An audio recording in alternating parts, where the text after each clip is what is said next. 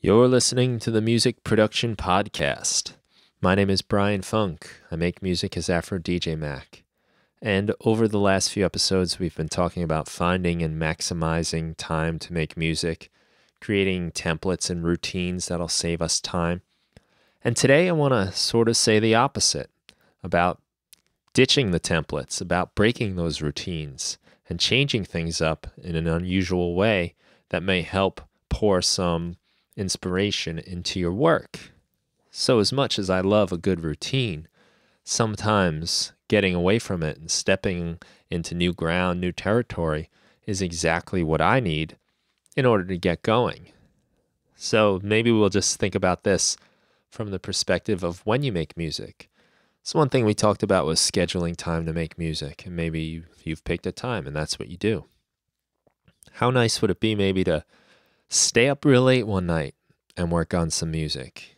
See what happens with your brain as you get tired and groggy and you start seeing the world in a different way.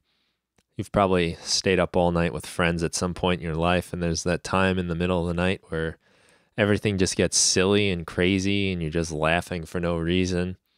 That's a pretty cool mental state and could be a fun thing to tap into as you're making your music.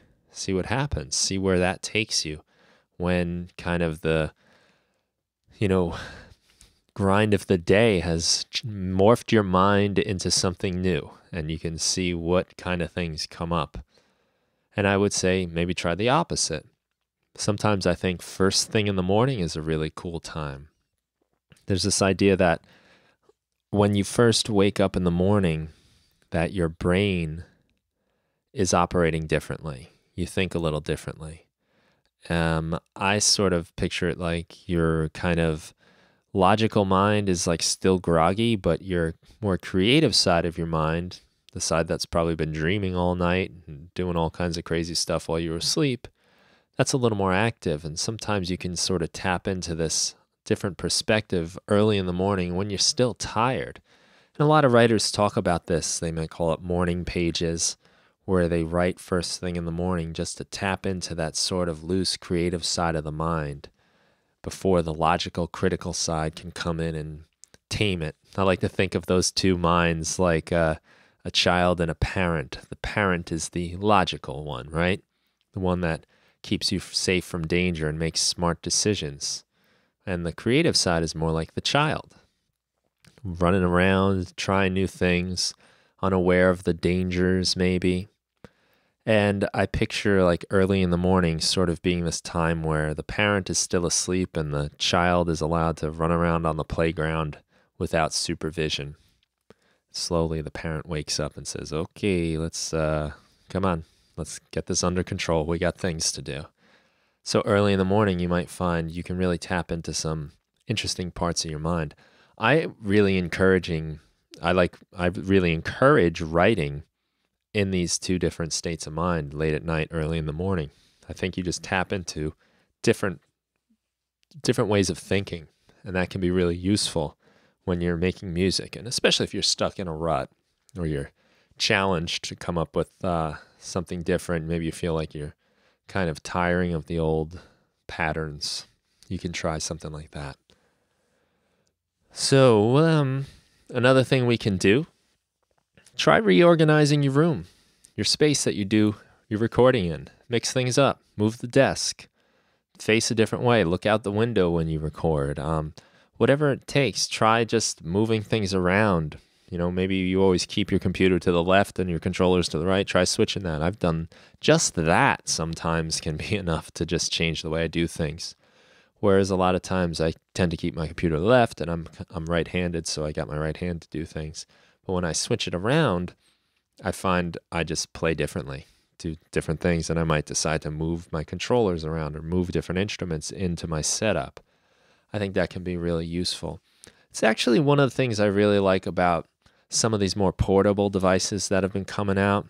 And I'm thinking of like the Teenage Engineering pocket operators, and the OP1 too in itself is just another great example that'll let you kind of change things up. The Korg Volcas, all these like little guys that are kind of self-contained little units can be a lot of fun to just throw into your mix, and maybe even ditch your computer, ditch whatever you're normally using, and just try something a little different. Breaking that routine can be really nice. So reorganize the room, change things up, use some different gear. If you use a lot of templates, like I advocated in the last episode, try ditching them. Try something else. Maybe you're getting a little stale with those same presets on your return channels, same reverb and delay. Maybe that channel strip you've been using is getting old and making your track sound the same and making you do the same patterns. So try changing it. You might wind up making a better one. You might change it and have something new. And that can be pretty invigorating. I think the chance to try things in a new perspective is really nice. There's that scene in, have you ever seen the movie Dead Poet Society, where Robin Williams is the teacher to the boys at the school, and he has them all stand on the desk just to see the world from a different view. And it has this sort of effect on the guys. I think that's something you can achieve when you just move your room around a bit, change things up, change the furniture around, and see what happens. It's just a fresh take and a new way to work. And the same goes for inside with your templates and things. Try new things, new presets, new instruments. Speaking of presets, I just watched this video from Ableton, this One Thing series that they're doing. They're about 1.5 minutes long. Each video they did, I think, 12 of them. And one of the artists named Catnap, whom I've never actually heard of before, but she has just this great piece of advice, which sounds very counterintuitive, but it's actually pretty genius. And she says, when she's getting stuck, she likes to try and find like the worst preset she can find and try to make music with that. So she looks for a sound that she hates, that she doesn't like, and uses that to make a track. I think she's using a microKORG or something when she's doing this, and she picks out a sound.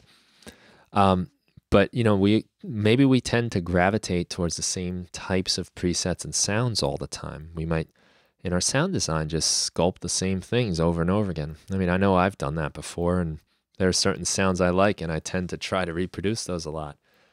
But opening up, you know, a session or something, and then picking out the sound that you think, ugh, I would never use this in a track, and then trying to use it in a track can be a really interesting way to test your skills and try to see music from a different perspective.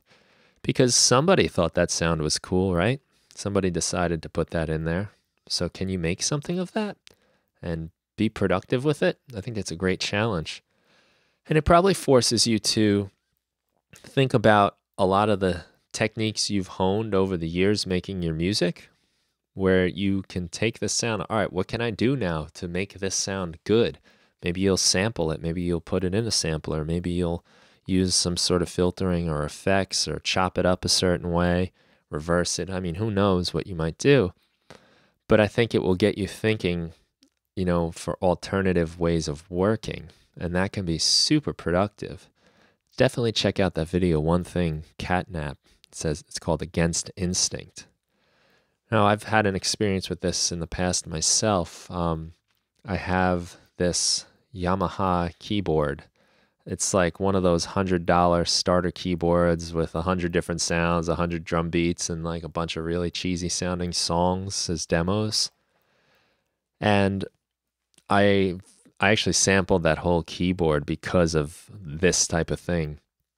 So I've got that whole pack. I got it in my Toy Synths Ableton Live pack. But because, you know, for a long time I thought a lot of the sounds were pretty garbagey. And if I'm being real, they kind of are. They're cheesy. You know, they got like the funny trombone sound that doesn't sound anything like that.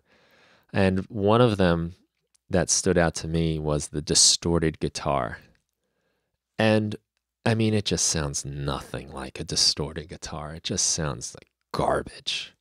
It's just stupid sounding, really. But years ago, I found a place for that in a track. I was doing this track a long time ago, the first album I ever put out myself. And I needed a sound, and I was just kind of feeling almost mischievous musically. and in the mood to experiment. So I took out that keyboard, which had been covered in dust at the time, and I fired up the distorted guitar sound. I was like, this is a really terrible sound. And much to my surprise, and maybe much to my ego's dismay, the distorted guitar fit in really nice with the track. Now, it wasn't really sounding like a distorted guitar, but it just had this like kind of cut that came through the mix in a nice way. And I wound up playing this little melody that I don't think I ever would have played any other way with any other instrument. But just the way that distorted guitar sounded, it forced me to play a certain way. And I wound up with a sound that I really liked, and it was kind of like came out in a climactic part of the song and added a lot of energy. And it was just this cheap old sound that, I've laughed at a million times in my life.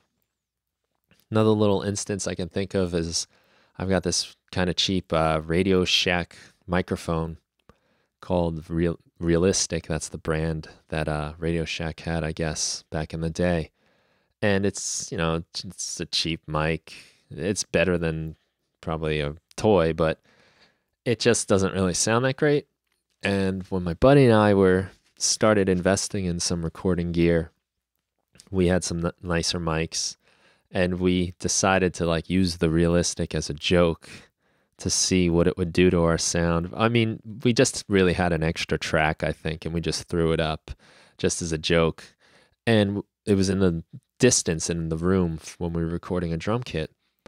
And we actually found that it added a lot of life having that mic off in the distance. And it was this mic that we just had that was just kind of a joke to even have, but it had its own special character, its own sound. And when it picked up the drums in the room, it added a nice sense of space to it. And it sort of became a joke to us, having the Realistic, make sure the switch is on and everything. If you want a good recording, it was silly, but it was based on the fact that it actually sounded good. We had much better equipment, but mixed in with all that good stuff, this crummy mic sounded great. And there's a lesson in there that I think there's kind of a space and home for almost any sound, really. And sometimes the challenge is, can you find it? Can you figure out how to make it work? And sometimes your more low quality gear actually does pretty well when you put it up with some of the nicer stuff.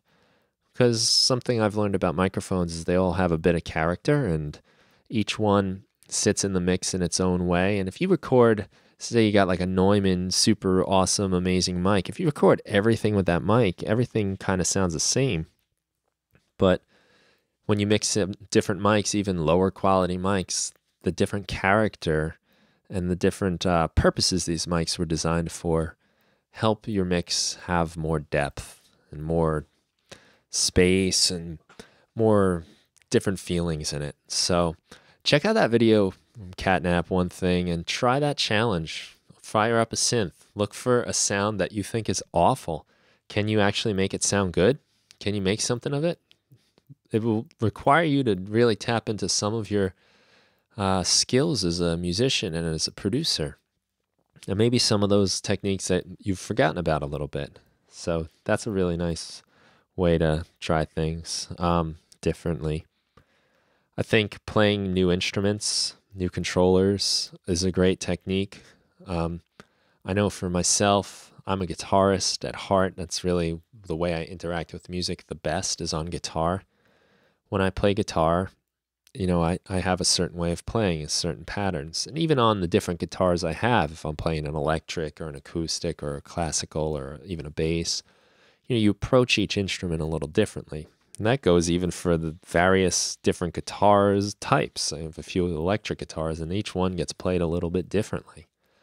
So picking up a different instrument can be nice. Now, I'm not going to come up with the same melodies and same chords on a piano, say, as I will on a guitar. I'm not going to play the push the way I would play a MIDI keyboard or an MPC, for instance. It's just different, and it forces you to approach it differently. And that's what's kind of fun about all these instruments, and why I like having so many different ones, is that I think of each one as like a different doorway into music, a different path I can take to come up with ideas. And by mixing it up, by changing things, I can often get results I don't think I would have gotten, and it can be inspiring.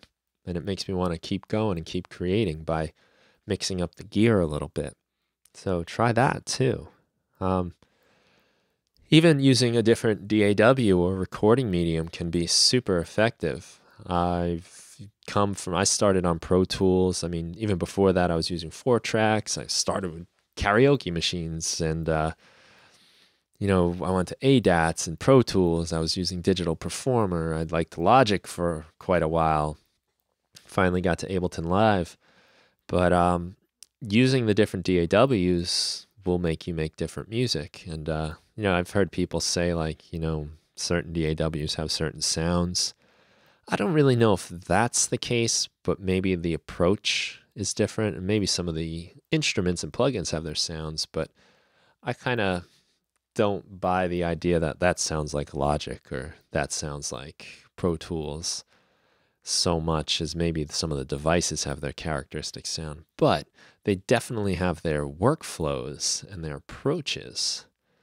So mixing that up can be another way. And, it might not be the most time efficient thing to do, like we spoke about last episode, because maybe you're not as familiar with, say, Reason or an iPad app as you are with Ableton Live or whatever. But you will approach it differently, and maybe you'll spark a different flame that you wouldn't have sparked otherwise.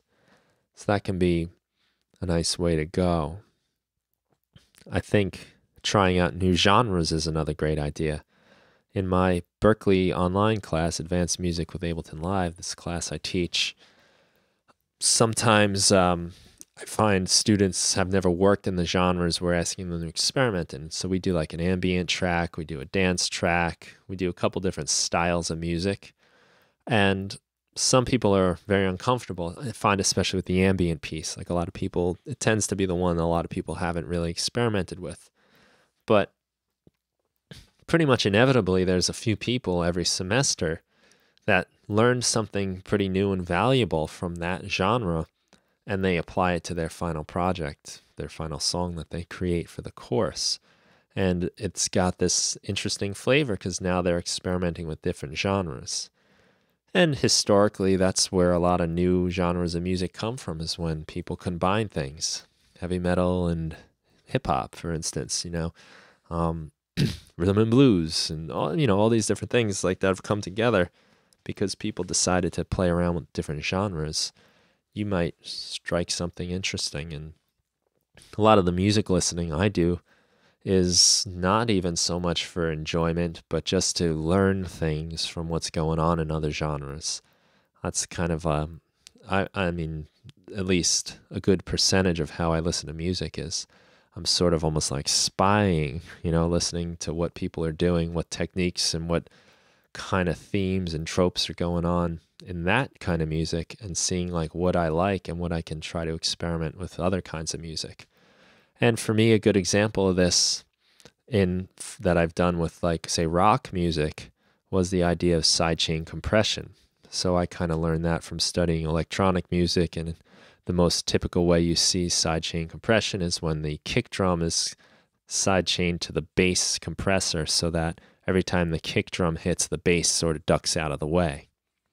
And that creates a pumping effect, and it allows you to have a big heavy bass drum and a big heavy bass because they kind of move out of each other's way. Well, I was having a problem with my kind of rock music with guitars. So I'd have like a nice rhythm guitar playing, and then I want a lead part. And they're competing in their frequency range, those two guitars. So I found that if I turn down my rhythm guitar, the song loses a lot of energy, right? But then you can hear the lead. But if I don't turn down the rhythm guitar and keep the energy, the lead is harder to hear, or I have to turn it up, and I wasn't really happy with that. So what I did was I had my lead guitar activate the compressor on the rhythm guitar so that the rhythm guitar just moved down a couple decibels every time the lead guitar came in. And I found that was like the best balance. It allowed me to get like a lot of energy in my rhythm guitar, but also have my lead guitar cut through the mix. And I never would have thought of that if I wasn't learning electronic music production. And then that technique really helped me clean up a lot of my mixes in my rock music. So you never know what you might learn when you start studying a new genre. Maybe an obvious thing you can do is collaborate with people, find people to play with, get together with other like-minded musicians, meet people, jam with them.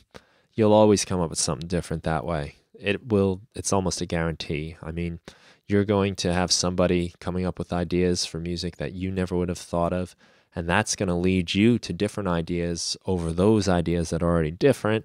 And then the next time the other person comes up with an idea, you're just building on all these layers of different perspectives. And ultimately, you start getting something unique and interesting that's a combination of your work. You can do this, of course, in person the old-fashioned way, but if you're having trouble finding people to make music with, there's plenty of people online that are willing to collaborate and looking to, or even just that put up their music for remix and stuff like that you can take and make your own tracks from. Highly recommend that. I mean, you're going to learn a ton playing with other people, and it almost, this day and age, it's like a normal thing to say, like, yeah, try playing with other people, like it's some different new idea. But if you think about music historically, I mean, that's how people made music from the beginning of time, was together. You didn't get recordings. You couldn't make a solo recording for the longest time. If you wanted to hear music, you had to hear people play it, and you had to hear them play it together. It wasn't like one caveman guy was overdubbing his beats with his like ooga ooga grunts or anything. It was a whole bunch of people making their music. So collaboration, I think, is just sort of at the core of music. You have to do it. It's what music is. It's another language that people communicate with, and you can learn so much collaborating with other people. Definitely spend some time doing that. Another thing I think that helps a lot is sort of ties in with the first one, which is reorganizing the room, but try playing in different places. If it's a nice day, maybe you can go outside and play some music. Bring some controllers, some devices, and see what happens. Just being somewhere else can really be a big deal.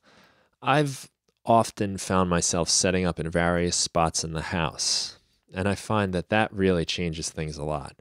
Often I'm using different gear, for instance, and that makes me play music differently. And being in a different spot, a different comfort level. Maybe I'm sitting on a couch instead of like in a chair or standing up. And that can really make a big difference. Try, when you're kind of stale, try bringing your stuff into a different room. See what happens. Sit on the floor with headphones and see what you come up with. I think you might be surprised at how big an effect that can really happen for you. And maybe I'll think of one more thing here, is that suppose you are being very productive and you're really on a roll. Taking a step away, taking a break can be huge. Taking a breather. I mean, if you're mixing for hours and hours on end, you need to take a break. You need to stop. You need to take a walk. You need to go outside. Your ears get used to the frequencies they're hearing. Human beings, our senses are designed to pick up change, right? So that's like how we knew predators were coming. We heard a change in sound. We saw a change in light. We get used to the things that stay still. That's why you can be sitting in a room and maybe like there's some sort of hum going on, the heater's humming or something, and after a minute or two, you don't even notice it anymore. It just fades into the background because it doesn't ever change. But when something pops up out of nowhere, like a boom or something like that, we notice that. So when you're mixing, right, you may have a track, at first, maybe the treble's too high. Well, your ears are going to get used to that and sort of like compensate for it and ignore it. And then what you find happens is like you go listen to your mix later on, you're like, oh God, the treble's too loud. And that's often because you've just been sitting with it too long. You're too familiar with it and your ears have adjusted. Definitely try taking a break. And this usually, by break, I mean no music. Just kind of clear your oral palette, if you will. And if you are working on something, being productive, maybe just throw in a monkey wrench once in a while. If you're working on an album, say, you're working 7 days a week, maybe one day just leave for experimentation, change things up. So like when I teach my students in high school, a lot of times we're in like a unit of study and we're working on something for so long. And you get focused on the goals and you want to just keep trucking away and getting there. Sometimes that can close you off to some more important things with the big picture. So be open to maybe just trying something new, changing. A lot of times, my best classes that I teach is when a student raises his or her hand and asks a question and we go off on a tangent just talking about it. Those are like inspired moments. They're not scripted. They're just this like discovery moment. And I think it's important to allow those to happen in your music, to let sort of these discovery moments happen. If something strikes you, go with it. Maybe, you've got a project you're working on, you want to keep moving on it. And I understand that. And this is exactly what I've been talking about the last few episodes. But sometimes taking that detour can be really valuable, and it might wind up giving you something even better for that project you are working on and enrich the overall feeling. So don't be afraid of that either. Take a step back, see the big picture. Don't get so caught up on the goals. That can be a big help. And that's about all I've got to say about that for now. This idea of breaking your routine, changing it up, ditching the template. Try new things. Don't be afraid of that. I mean, I think this advice maybe is best taken after you've established a way to maximize your music making and finding the time and making the most of that time. Because a lot of the things I'm saying to you right now are the very things that will eat away at your time. But I think that sometimes taking those step backs and letting things eat away at your time a little can be super inspiring. And then when you go back to your routine, you've got new tools in the toolbox, new techniques you can try, and new procedures to go work on. That's about it for today. Again, I'm Brian Funk, aka AfroDJMac. I'm really, really happy you are still listening to this. This has been a lot of fun, and I've got a lot of fun things ahead. Right now, I've just been talking, but got some plans to have some guests. I want to do some song analysis and, gear reviews, you name it. And I'd love to hear what you want me to do. So please leave some comments. Let me know what you're thinking. Is there any place that I'm, falling short or things I'm leaving out? I mean, there's so much to talk about in this type of stuff, right? So anything you can think of is greatly appreciated, and I really do love to hear from you. So leave a comment on my website, AfroDJMac.com, or a tweet or Facebook comments, you name it. I'm pretty much, you can find me anywhere. Just add AfroDJMac to it. And that's where you'll get me on all these social media services. So once again, this is the Music Production Podcast. I'm Brian Funk. Thanks a lot for listening, and have a great day and happy music making.